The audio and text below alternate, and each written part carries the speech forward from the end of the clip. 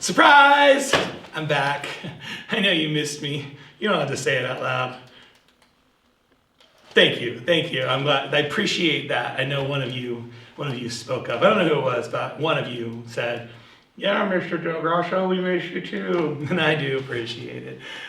So hey, I just wanted to kind of follow up with that last video there, the history of photography. I know it's not something we want to really focus on, but kind of the point is that I'm hoping to make is that art used to be something, or art through photography, I guess, used to be something that required a lot of effort.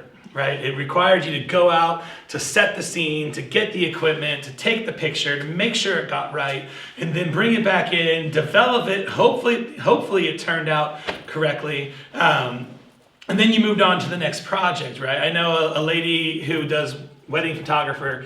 She is a wedding photographer. She does wedding photography, but she said back in the day before digital cameras, she had to take like 50 film canisters and just set them up all around the location, because when you got to like 24 or 27 pictures, you had to take that film out and replace it with a new canister, and you went in and you never knew what you were going to get until you went to develop it and the pictures came out. In fact, my wife and I, our wedding day, we hired a guy who was a family friend, and he came in and took the pictures, but they all turned out terrible, actually, because it was all trial and error back then. You just took a chance and you hoped for the best, and then you got what you got from it.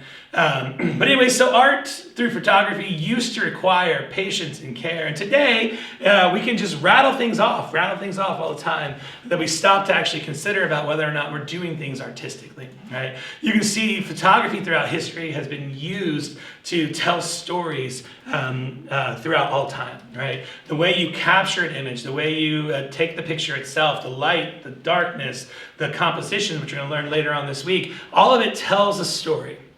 Right? And so that's kind of what we're going to get at here during the photography class this week. So again, I just wanted you to see kind of a brief history of that, and just kind of give you just a moment to think about it for a second, to ask yourself, do you see photography as art, or do you just see it as maybe a collection of photos? Because that will help define kind of what you do with it. As we move forward through the day, we're going to meet a guy, I think his name is Makoto Fujirama. I hope I'm saying that right. Fujimura, sorry. I know I'm saying that one wrong. But anyways, the point being, this guy is a painter. So he's not actually an artist, but he is an artist that takes his paint and incorporates it into Christianity. In fact, Martin Scorsese, one of the biggest directors of all time, is a gigantic fan of this guy's work. I also saw a video of a guy who said that he was going through depression. He was on the verge of wanting to kill himself and to commit suicide, and God led him to this artist's painting, and he said through the painting he found that he needed a reason to live, and he found that way. So art can be powerful. So in just a minute or two, we're going to take a look at that. But again, the only reason I showed the history of photography is because I wanted you to see the difference between what it was to what it is now, and maybe that's something that will matter to you as we move along.